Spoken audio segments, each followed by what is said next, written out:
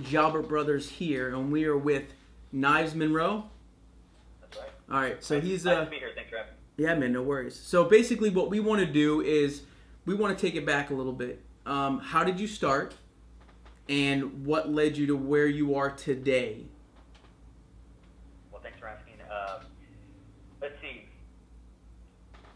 I remember being 10 years old, and my grandma, we came from a very poor place, poor community. She had like an HBO free trial for like a week, and that's the first time I saw like behind the scenes of like Rick Baker, Stan Winston, Dick Smith, guys that made The Predator and, you know, zombies and monsters, and I was like, wait a second, that's a job? That was the first peek behind the curtain I ever got.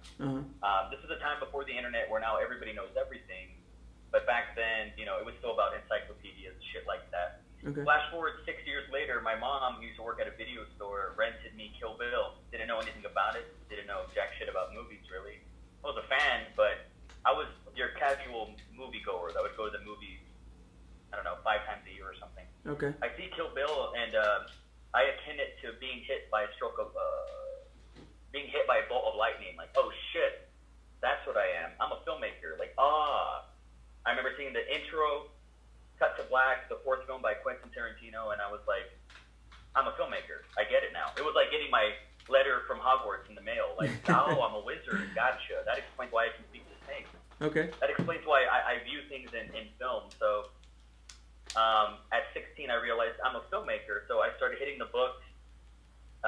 Like I said, before high-speed internet was really mainstream in my poor community. And started reading scripts for movies that I couldn't find. Went to encyclopedias, and I would write down lists and started renting the movies, and I became a big fan.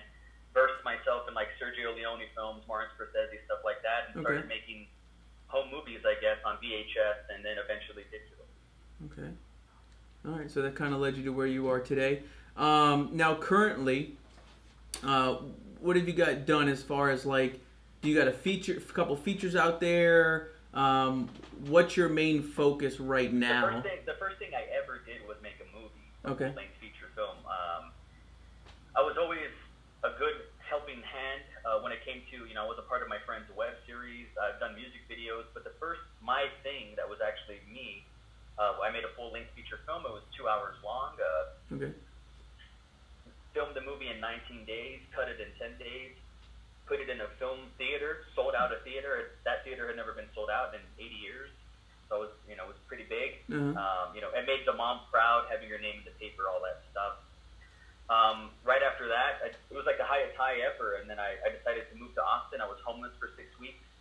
I would go to the Austin Library. I read the entire film section. I realized Lars von Trier was my favorite filmmaker. That was my spirit animal.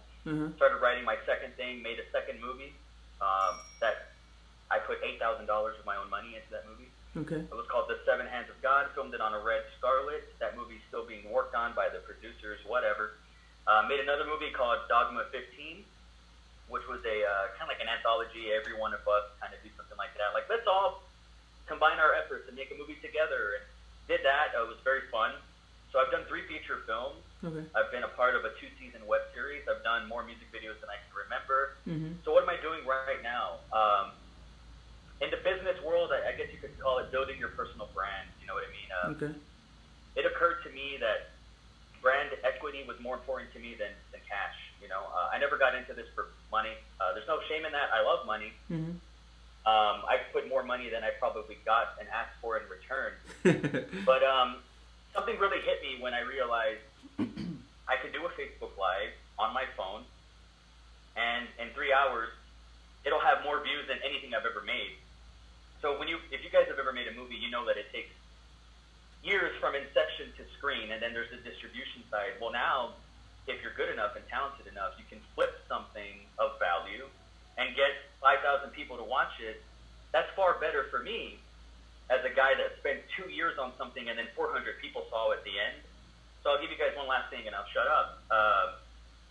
When I rented a theater to show my first film, I rented it for $300. So it was about $100 an hour. We filled it out.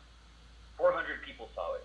So today, and I've done this, if you make a movie, it doesn't even have to be a fucking movie. It could be a short film. It could be this. And you put it on Facebook, put it on Facebook Live, what have you. You put $300, which you would use to get 400 people to watch watch something. You put $300 into Facebook advertising, you can get, if your shit's good, you can get 20,000 people to watch it. So it's a larger net, and so the market was telling me that digital marketing, digital filmmaking, this is why I can't even call myself a filmmaker anymore. I feel like I'm a video artist. Yeah. Doing this, there's just more value in it than long-form visual storytelling. I think we grew up in a time, we were like the last romantic people of our time of where making the movie was where the attention was where the glory was where the storytelling was.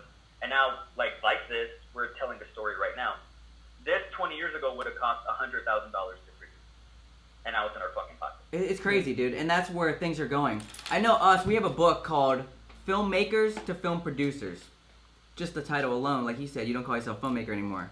Same with us, we don't call ourselves filmmakers. It's very like you said, dinosaur, you know, I seen your live, which was awesome. And you can just stream that live, man, because we're all about investing in ourselves. So I see a video about a guy talking about filmmaking, I'm like, what is this? Yeah. It interests me, you know? Yeah, and I feel like, too, as far as like what you're talking about, I think the industry's shrinking. And I think what's happening is a lot of people have to come to terms and realize that the form of delivery is just changing. It's not about being in a theater anymore, because that's what we did. We did what you did, man. We shot our first movie, House Guest. We shot it on like $3,000, right? We put this movie together and we were like, shit, how are we going to make money back? You know, right? We're like, we're going to make the money back for the investor. So we held a premiere for it. We packed it out, we got sponsors, and it was like a red carpet. It was great, you know, kind of the same thing you talked about, you know, but I realize now, especially we're talking about how we're doing this now. What year was that? 2013. Yeah. Cool. Yeah. So, and it was the, you know, a lot of people into that fancy shit, you know, it's, oh, gotta be my name up in lights in the theater and all this stuff. And you need a big camera. Like, you don't need that. We've always had the worst of the worst stuff, which made us so much better. Realizing we don't need the big stuff. You know what I'm saying? 100%. And you don't, man. Like, you shot that live on your phone, your iPhone probably, or your Android. You had 40 people on that, dude. It's like 40 people in one room. Yeah, and now it has Can't over beat that. 1,100 views. And, I mean, that's just happening while we're doing this. That's the future, dude. And we study people like business It's people. not the future. It's right now. It is. I love it, dude. It's right now. We study people like you know Grant Cardone. No, tell me more about him. Grant Cardone's awesome. He's a sales expert. Yeah. And he's dominating on social media. People like him or Gary Vaynerchuk. Sure. I know all about Gary. Yeah, people like that, dude. And we're taking that aspect into filmmaking and combining it. So let me add to that. Here's what's incredible about that. Because, you know, I remember in 2004, I was a sophomore. I told they got everybody in assembly. And they're like, you guys are going to be the class of 2006. So what do you guys want to do after high school? And I stood up and I said, I'm going to be a filmmaker. And I had 800 people laugh at me. And I'll never forget that. It was one of those, like, and I said it in the Facebook Live. Do you know how hard it is going to be to make it, is what I would be told. And it's funny because I went to the books, old school, made movies, you know, like Quentin Tarantino says, I didn't go to film school, I went to film, all that stuff. Mm-hmm. And we're the gods now. That's what ended up happening. Just like how the nerds and the tech nerds and everybody that people make fun of now, now you have Childish Gambino's the nerd now. You know what I mean? Logic is the nerd. Mark Zuckerberg is the nerd now. These guys that are really paving the way. And filmmakers, it's all coming back to video. So I've talked to business people. I feel like I try to tell people on Facebook Live at the group page, you know, money is B2B. That's where money's being made. So if you can apply your filmmaking services to a business that needs money, that needs video content, like you've set up something for you for a good while. So you have CEOs and startups and people that are trying to create, you know, brand equity and, you know, a SaaS product or what have you. But it doesn't matter. It doesn't exist if they're not creating stories for it. So that's where you and I come in, because this is our first language is filmmaking. You know what I mean? So it comes natural to us to tell the story. And we already know that, well, if the video is good and if you subtitle it, and like Gary says, if you create it natively for the platform, you know, that can really go over. And all you really need is one video to win. You know, so the market's telling me, like, Knives, you know, I put $8,000 into a movie. And, you know, it's not profitable, but it was a fun experience. But it's like, I could put $8,000 into, I could change the fucking world with $8,000. Yeah, you know, dude. put $8,000 into We did the same thing, dude. Yeah. It's changed everything. So the best part is now we're the rock stars. I'm not trying to be egomaniacal about it, but now people need us like they've never needed us. We're the new Robert Rodriguez and Quentin Tarantino of our time. I feel that's true. I can just looking at your stuff and watching you, like, we're the guys coming up. We're around the same age. We're paving the way. So when a new filmmaker hears you, most likely what you're saying is kind of going over their head because it happens to us. So how do you make that happen? That their dream is dead and they have Right. to reinvent the dream. That hurts, but that's what I was trying to say, and I feel like there was a tag there with that Facebook Live of filmmaking has always been about reinvention. Yeah. And so that's where we're at right now. It's fucking How do you make them see that as a new filmmaker wanting to do the old model because that's so ingrained in them? How do you make them understand the ideas that we have? Because we've been doing it for the last 10, 12 years, so we kind of, we've been down that road. What would you say to them? I mean, what would you say to This them? is the most exciting part because it's the easiest. It's just like step one in filmmaking: show, don't tell. You have to show them. So when I get I tell everybody, I put my cards on the table, and I'm like, by the end of this Facebook Live, it's going to have 1,000 views. That's 1,000 people that I'm leaving on the table if I don't actually execute there. So we've done tests, and I give everything away because it's all going to be this no matter what. You can get an OBS software, take one of your short films or your feature film, go to a Facebook group page, build that community, stream your film on Facebook Live. There's an immediacy that people are attracted to. And by the end of it, for instance, I did an audio commentary of my first film on the Frugal Filmmaking group page. And by the time my commentary was over, by the time the film was over, 3,000 people saw it. That's fucking incredible. When I first released that movie, 400 people saw it. So that's just because of technology. So you really have to, what we do, you and I, in terms of having this conversation, have to disrupt people's egos and say it's okay to reevaluate the dream. It was hard for me when Vine came out. I was an elitist about it. I said, fuck Vine. That's not real cinema. That's not real art or whatever. Meanwhile, people went to college off of Vine money. People are still eating off of Vine money. And it's like, I left that money on the table. That hurts. Yeah. So now the conversation needs to be, which is why I always go back to the Frugal Filmmaking group page. There's nothing more frugal than this conversation right now. You know what I mean? So a lot of people are really turned on to it, but they need to see it to believe it. So you have to show them. Yeah, and they got to go through the process that kind of we went through. Hitting the dead ends. Like, you make a movie, you spend $8,000. We did the same thing. Our pilot, 10 Seconds to Run, we spent $8,000 on. What do you do with it? And what do you do with it, bro? It's like, we can go do something. It's a tough one, dude. Like you said, we can. So let me add to that, brother. Let me give you something that I want to do, and something I encourage you guys to do, because unlike you guys, I don't have friends.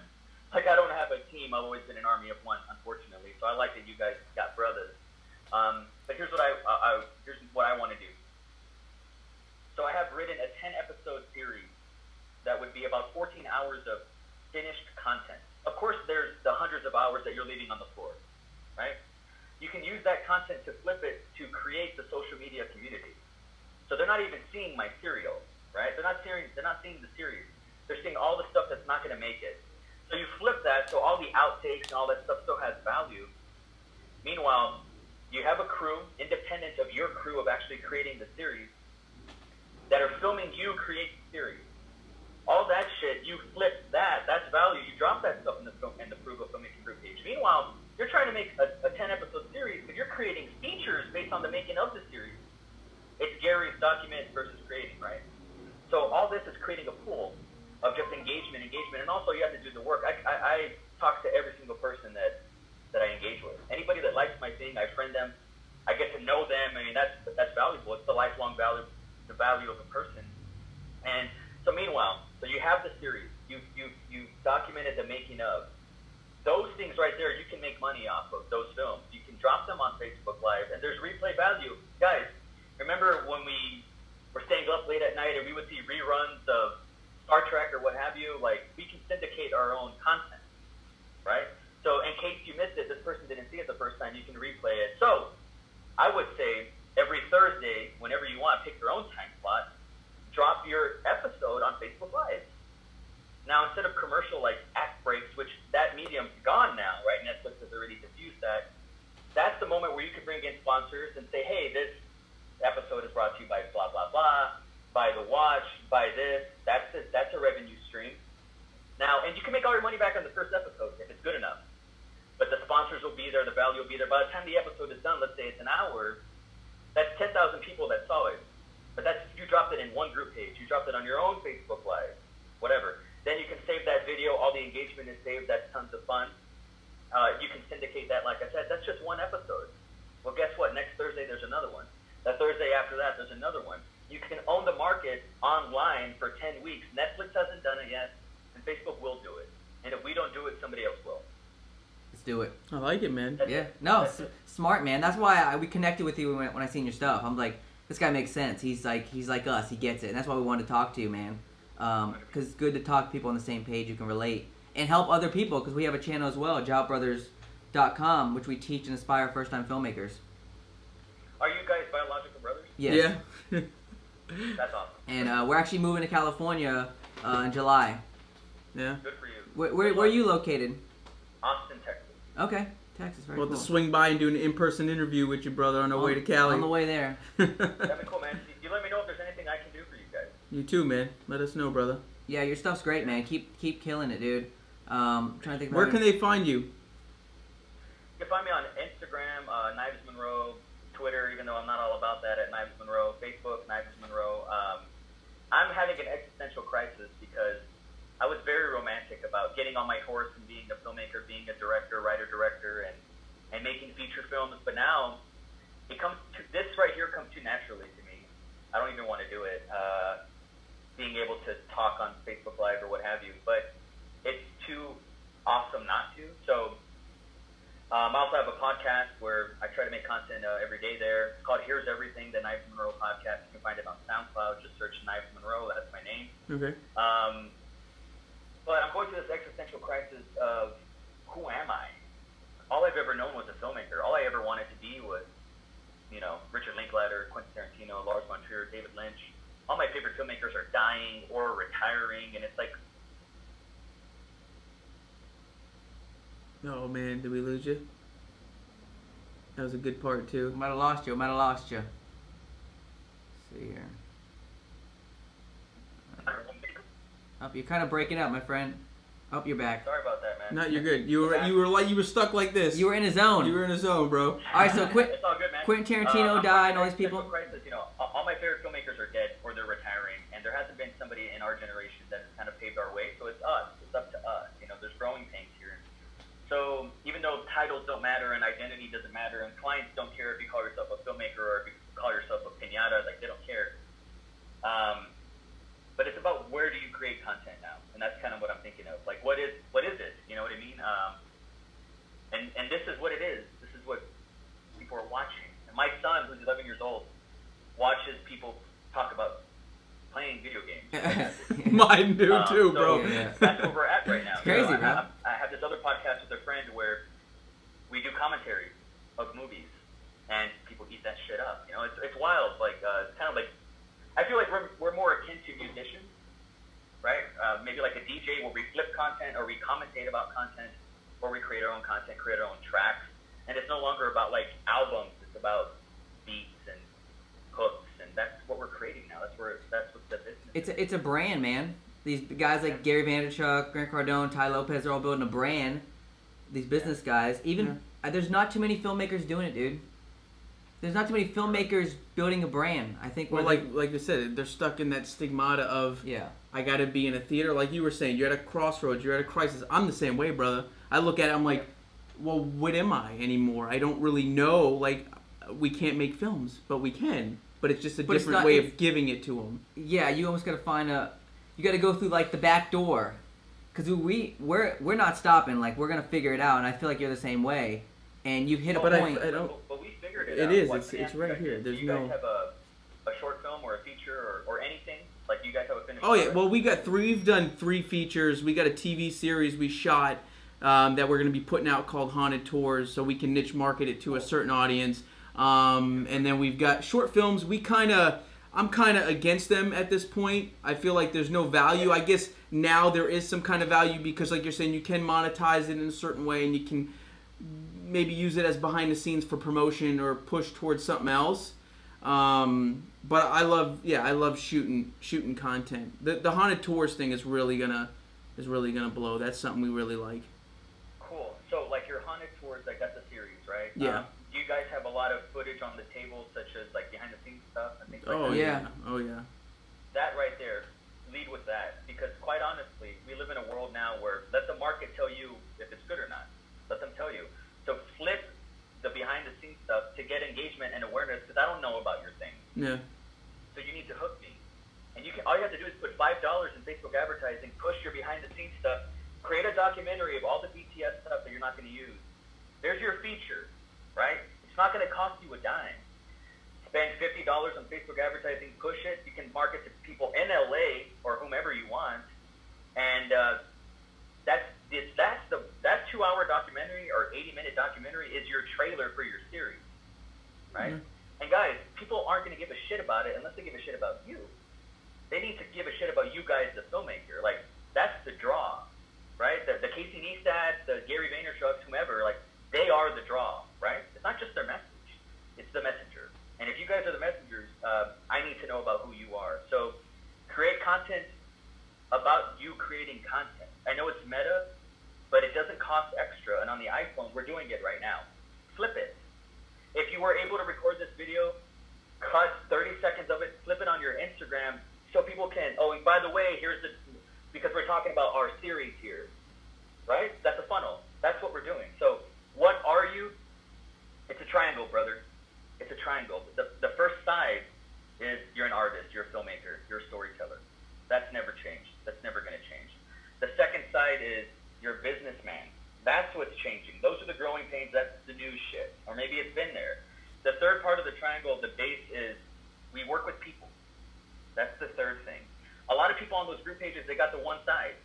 They're really good at this. Or there's producers or whomever that are really good at business, but they're not good at people, right? Or what have you. Your job is to be a perfect triangle, the best that you can be. Film yourself being the perfect triangle. Flip that shit. Guys, doesn't it hurt that this conversation could be more valuable than your series, than your actual series? It could be. If 10,000 people give a shit more about this than they do the series, then we have to reevaluate. It's a course correction, but document that, flip that, show that, so we can know about it. Because I want to know who you guys are, and I want to follow you, and I want to see your journey. You know what I mean? That's who you are now. You're the rock star. You're the reality TV show star. You're the filmmaker. You're the artist. You are the entrepreneur. You are the businessman. You're this guy. Show us. Love it, dude. That's it, man. That's it.